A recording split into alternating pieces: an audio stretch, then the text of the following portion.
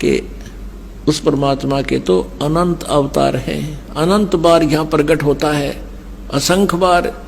और ये 9 चित्त में बुद्धिनाश, यानी बुद्धिहीन लोग केवल 9 ही अवतार मानते हैं,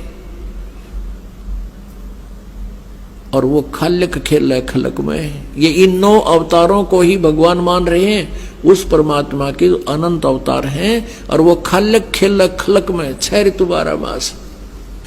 और भगवान क्या बताते हैं, जहां जन की महिमा सुनो ता मैं गवन करंत, वो तो नगर निश्चिंत बसो जहां मेरे प्यारे संत।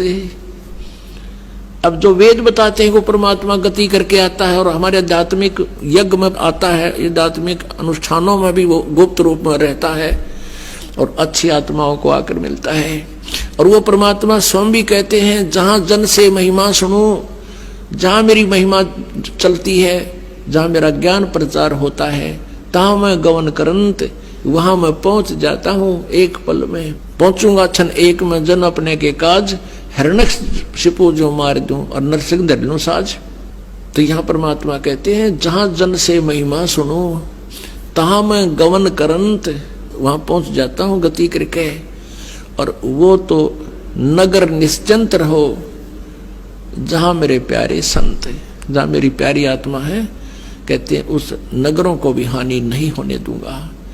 पवित्र बाइबल में लिखा है, एक जगह कहते हैं एक व्यक्ति के पास भगवान पहुंच गए और उन्होंने कहा कि ऐसे ऐसे उस नगर में बहुत हाहाकार मच रही है और लोग अन्यायी हो गए हैं, उस नगर को मैं नाश करूंगा।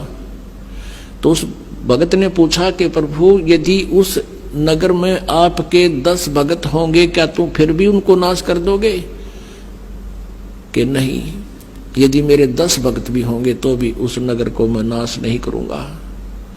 फिर पूछा कि वहां आपके यदि 2 भक्त होंगे तो भी नाश कर दोगे? कि नहीं, मेरा 1 भक्त भी होगा तो भी मैं उस नगर का नाश नहीं करूंगा। तो पुण्यात्माओं, यहां वही परमात्मा कहते हैं, जहां जन की महिमा सुनो तहां मैं गवन करंत, और वो तो नगर निश्चिंत रहो जहां मेरे प्यारे संत।